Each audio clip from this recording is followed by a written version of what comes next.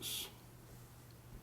I don't know why they don't extend the like. You should be able to go more than an hour.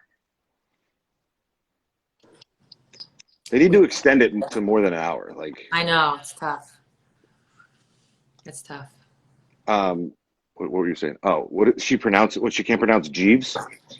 Well, if she's in here, I don't want to. But yeah, so next time when you have her on, she calls it Ask Jeeves, and I was like, what? I was like, it's Jeeves. She was like, no, it's Ask Jeeves. I was like, I'm like, you're like giving me a little. I'm like 99.9% sure it's Jeeves. So confirmation, it is Jeeves. How funny is it that Third party confirmation. It was a website that would just Google things for you. So you ask it.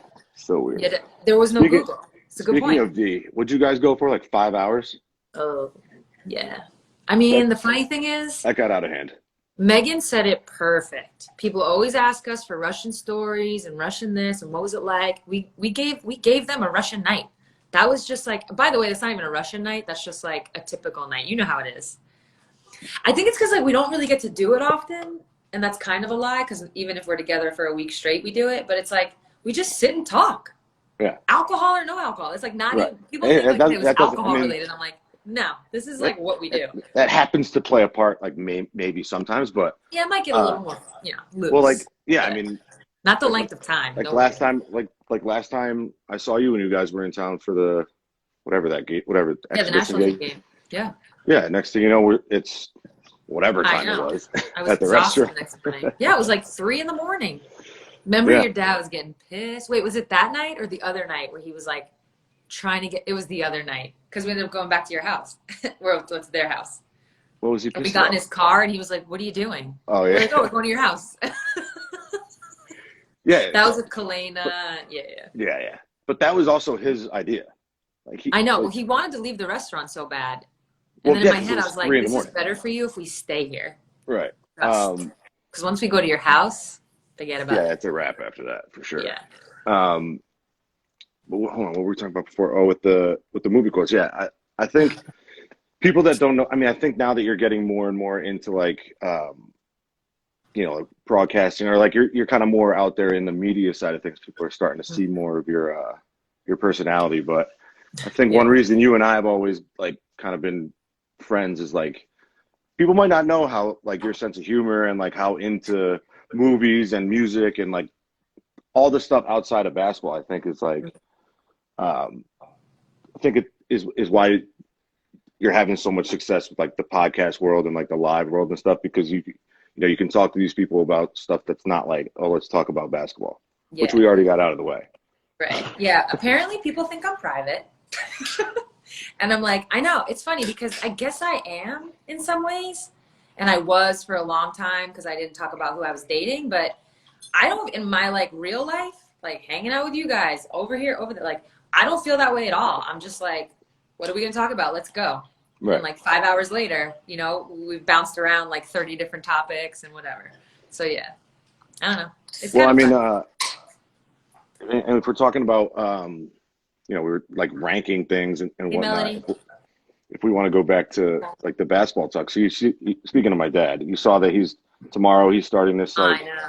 Oh, I'm this thing. Oh. Are you up tomorrow? I don't know. Am I supposed to not say? I don't know. I was going to ask him tonight or ask you tonight if that's what it was, because I heard something, but I didn't know if it was confirmed. I don't know if it's released yet. He's got a lineup. I know that. There's a lineup. Oh, yeah, of course. Yeah. Well, he already did. This is all because it went well with, I think, was it Rebecca first, then Stewie? Or yeah. Right? Yeah. Rebecca's was funny. It's just because he could not figure out how to flip the camera or whatever. I'm like, come on. You're on that phone enough. You should know how to operate it. So, yeah. So I'm sure he's going to ask you that same question. So we won't spoil it, the whole like top 5 or whatever he put together. So I guess we won't ask you that. I guess there's definitely, do you think there's any debate in terms of like GOAT UConn women's teams? Like, I know what you think, and I think I know what he thinks. I know what his answer would be. I don't think it's a debate. No, I don't either. I mean, I feel pretty confident about it. You're saying, you're senior year, right? Yeah. And I'm not even, that's not even like I'm talking. I feel pretty confident about that. Yeah. I mean, it's good. We have a good argument going. Well, was there, going back to that team, was it weird, like, the fact that you guys had you and 3 other seniors that were All-Americans, Yep. or is there five All-Americans? Four. I mean, our starting five was in all, like one way, shape, or form an All-American. So, but anyways, I guess the question was, so you have four seniors who are obviously that, but then you have Diana, who's a sophomore. Yeah. So what was like the vibe on the team? Was it just like was it kind of understood like Diana's like the best player on the team, or was there any like resentment, or like how did that all No. go? Or you guys kind of all just accepted it? Yeah, no, there was no resentment, no nothing. I mean, you should ask her. I'm pretty sure and confident in that. Like, I think it's also because like we all just compliment each other so well. Mhm. And I'll be honest, it was like none of us really played the same. The other three seniors, they played similar positions, but it all complemented so well. So there really wasn't any of that, you know. And Dee was definitely the most talented on that roster, like 100%. But simultaneously, your dad does a good job of kind of like setting the hierarchy up, and he lets the seniors lead. And Dee, even though she is like a strong, aggressive personality, she's also like a pleaser, especially in team settings. Like, she wants everyone to feel good. That's actually part of what makes her a great teammate and makes her a great player. Like, she wants it to vibe. She wants it to feel good. It's funny stories because like, even if she does, because she also likes to like jab, as we know. But Yeah. if she jabs someone like a little too hard, she'll be the first one to put To her arm around apologize, them and make sure they're cool. Yeah. So like, I think we all knew Dee was the most talented, but like it never was any kind of like fight for that. I think the seniors' personalities weren't like that, and Dee's isn't either. And like, again, we just meshed. Was that something like from the day she like first practiced, that like day she stepped on campus, like knew. everybody? Yeah. Yeah. It was just like it was like Magic Johnson-ish. Yeah. She had this Magic Johnson. She used to have like, it's funny looking back, like she had flair. I mean, she still has flair in this other way, but I'm talking like she would try to do the fancy pass and Magic Johnson. It was literally Magic Johnson, and that slowly like disappeared a little bit. I wonder if you should ask her that. I'm gonna write all your questions for you. Like, do you wish you still had that flair? Because she came in with like doing wild stuff. Yeah. I mean, I think that might be why like her and I initially like gravitated towards her, like because obviously Jason Williams was my guy, and he was all over the place, and I was like, wow, there's this girl that does all that stuff. Like, what is going on? But and then here's a quick story. This is a great one. And as a freshman, I will say this. So when Svet and Shay were seniors, Dee was a freshman. And there's this one like epic day where Svet and Dee like played one-on-one. And it always reminds me of like, there's the South Park episode where Jesus is playing Santa and all the kids are like, go Santa, go Santa. And then when Jesus looks, they're like, go Jesus. It like totally reminds me of that. Cause I think Dee in her class, Dee's class, they were like Morgan, Maria. They're like, go Dee, go Dee. But then Svet would look and they'd be like, go Svet. But Svet actually beat her. Oh, really? Yeah, Svet beat her. It's because Dee and Morgan had like an ongoing one-on-one game. And then this one day, and Dee would come in every day in the locker room. There was a paper taped to the wall, Dee on one side, Morgan on the other, and Dee would come in every time she beat poor Morgan and go, boop, and put a little slash under Dee's name. I won, slashes all over the place. Svet was like, stop picking on somebody, like why don't you play somebody your own size? Svet beat her, walked in the locker room, wrote Svet on the paper, and put a dash. It was like, oh, that was the 2001 version of a mic drop. That's funny.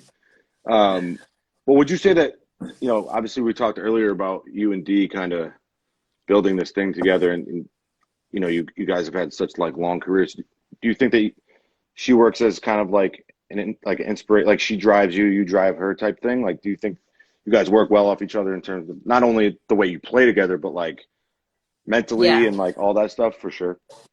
Yeah, because I think we're really similar in how we see things and how we think. And that's actually what causes us to argue so much. You know what I mean? Because we have opinions, we see things a certain way. And sometimes one of us will argue the other side, like just to argue.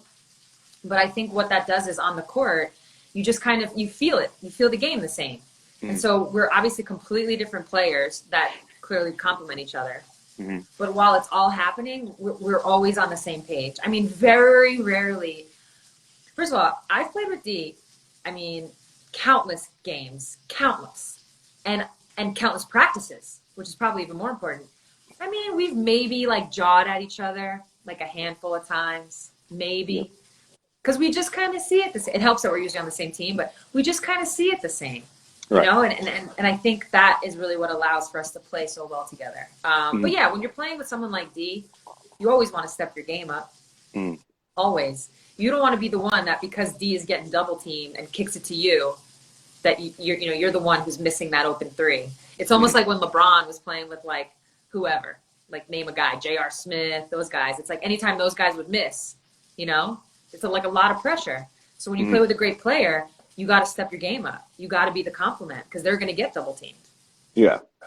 And do you think, would you agree that, like, I always, when I thought about, like, playing with or against, when I think about, like, the best players, right?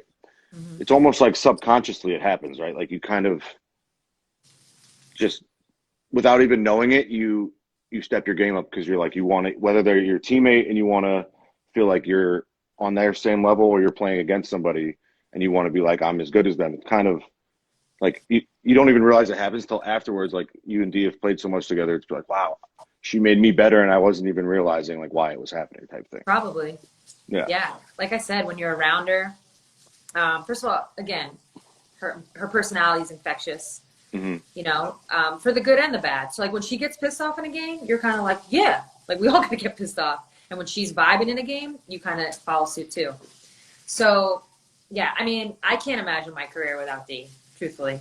But for so many reasons. We're talking about basketball specific. I'd probably have a totally different career without her. Yeah, and obviously that built it to. I mean, knowing you two, like that's your best friend. I would think, right? Like you guys are on another level in terms of not just teammates, but like just your relationship in general. It's just cool to see like what you guys were able to just keep building and building and building on at so many different levels of the game. I guess the only thing that could have went differently would if you had played on the same team in the WNBA, but that. It's funny though. I was just gonna say it's like playing against each other in the WNBA. I think that's also helped raise our levels. Yeah. Like Phoenix and Seattle, both of us have had our high years. And both of us have had our like low years, right? Like where we're like destined to win a championship and then like we're not going to make the playoffs. We've experienced both that. But everything in between, even those years, but everything in between, I mean, our games against Phoenix are always crazy hard. Always, a lot of them have finished in epic fashion. The game, yeah. Yeah, it's just like, so I think we both kind of like raised each other's bars. You had to go through us and we had to go through them for a lot of the years. Not every year, but for a lot of the years.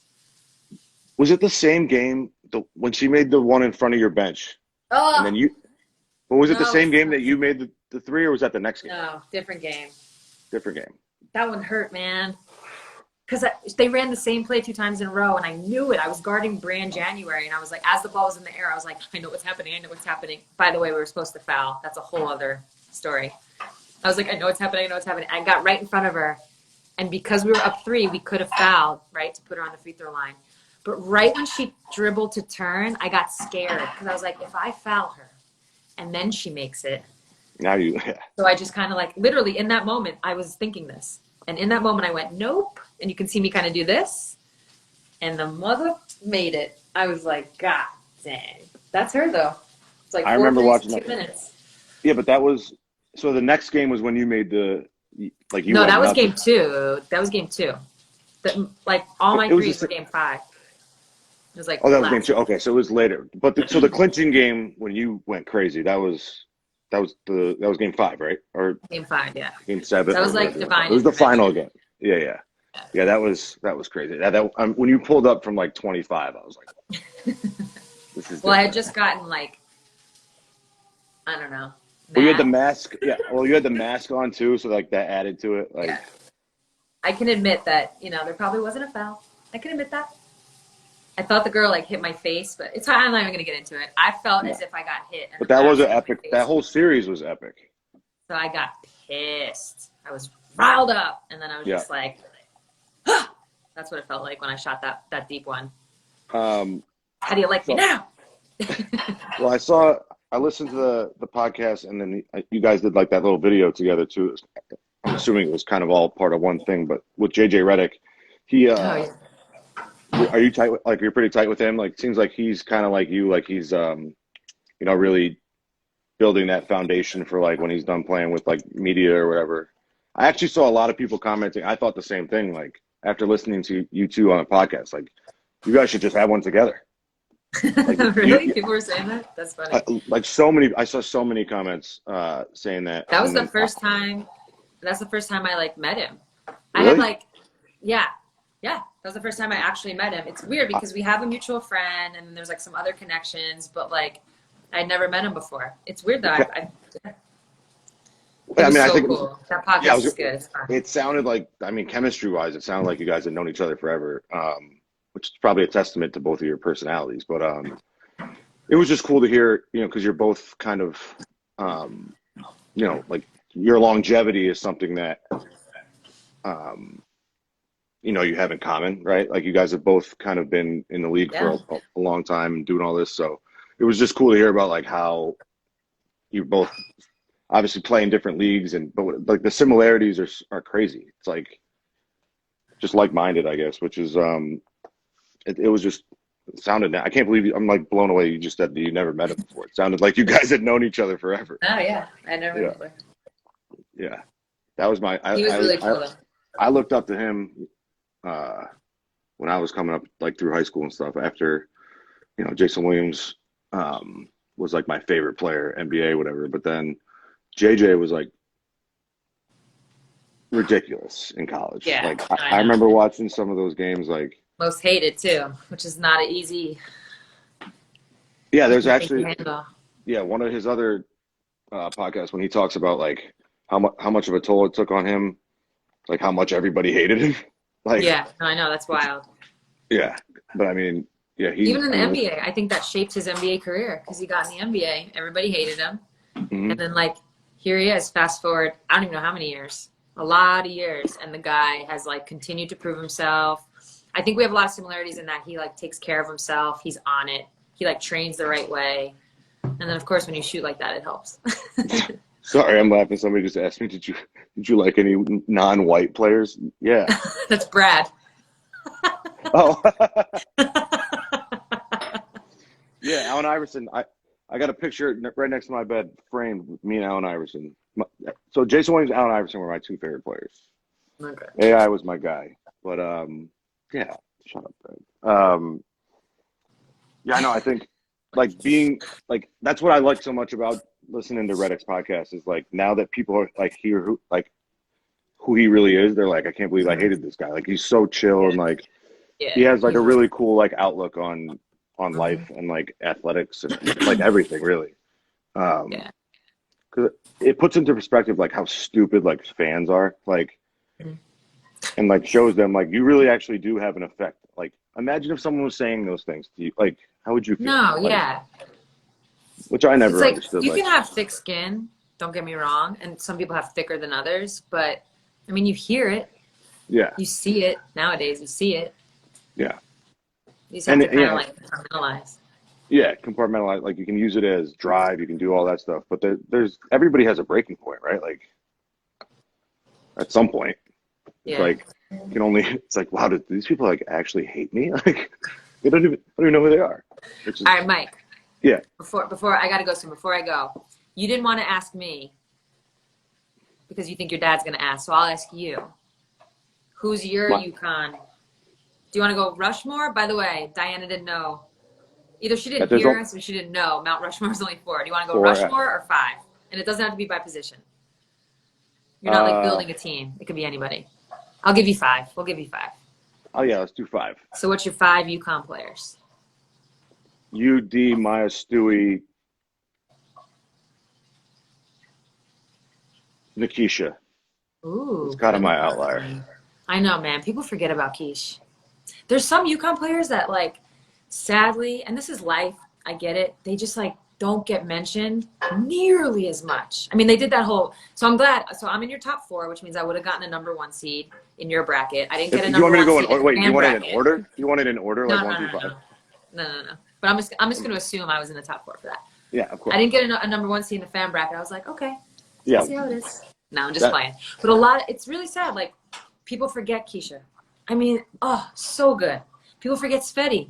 Sveti, yeah. 3-time That was cool. All-American. I think she's the first 3-time All-American. First, yeah. And people just like forget, and you're just like, even my class, I do think like Asia Swin and Tamika get forgotten. There was just too many of you, though. That's the difference. I know. But still, and it's just like, dang, they're so good. There's so many good players. Tina Charles scored like 3,000 points. I know. Tina could easily be in that. Oh, without a doubt.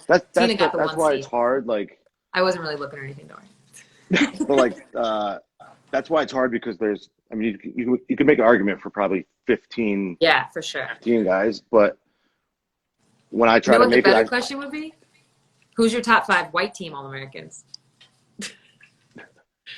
For those that don't know, if you were on the blue team, you were like the starting 5, and then like the 6th, 7th, 8th. So the white team was kind of like the bench players. Yeah. I know who's number 1 pick. White team All-American, Big Rig. Without a doubt, Christine Rigby. Unstoppable. Man. Unstoppable. I was going to say, when you, like, your senior year, wasn't AB a freshman? Sophomore. They were sophomores my senior year. I just remember there would be times, just because she was so fast, and like she would make like a couple plays that would just like ruin, like you guys were about to win the drill, it was about to be over, and she would just like ruin something for you guys. And just like, well, you know the famous line. You want to say it? No, you say it. You just described Ashley Battle. AB, love you, gotta do it.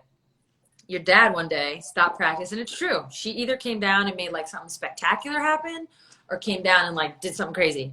And she was like, he stopped practice, like, Ashley Battle, you're either Michael Jordan or Michael Jackson. He's had some good one-liners. That's like top 5. That is a good one. Oh, Caroline says Tahira Williams, queen of the white team All-Americans. Wow. White team All-American is that's like a legitimate. You got to come up with 5. Next, you got to think about this. And come up with 5. Are there any PPs in here? Any practice players? You could do a top 5 practice players. Man, we had Zach Kozak we called him over the back Zach, because he was like tall. He's like 6'5", 6'6", and he would always go like and tip it, like boop to himself, over the back Zach. I think he became a lawyer. Then there was the dude. Zach was the one that he always. Todd was a baller. Todd, that's what I'm Todd. Yeah. Oh. I remember when Coach would put the bubble on the rim. Tom Tedesco. Brad said Tom Tedesco. Oh, Tom. Yeah. Yeah, but he was a manager though. Brad So told that story. He was both. Yeah, he was both. You knew when he walked in the gym, if Tom had basketball shoes on, it was practice player Tom. If he had like whatever he was rocking, I don't know, Monarchs, he was manager Tom that day. Another, I know you got to go. Quick one about Tom Tedesco that I always remember. I got my dinner remember right Tom was like basically like my babysitter on the road. Remember, like I was just always whatever. So I remember one practice. My dad was flipping out about something, and he took his whistle and just threw it into the stands, like to like the upper level. And, whatever. He keeps screaming, whatever, and then he's like, "Where's my whistle, Tom? Go get that." Get my whistle.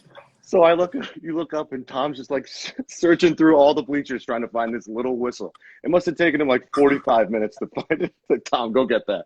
Or he like punted the ball up there one time. Tom, go get that. Tom had to do all the grunt work, man. Yeah, and then I'd go on the road with you guys and be like, Tom, watch Mike for like 2 hours. 2 hours. I'm sure it was like 8 hours. CD would just like yell. I'd like dribble the ball when I wasn't supposed to and just get yelled at or something. Always getting mad at you. That's funny. Oh, that's funny. Right, yeah, you gotta go. I gotta go. This was great. Yeah, we'll catch up, and thanks for coming on. For real. Yeah, good combo. Good to see you. All right, I'll talk to you. See you. Bye. All right, are you sure you want to end? So.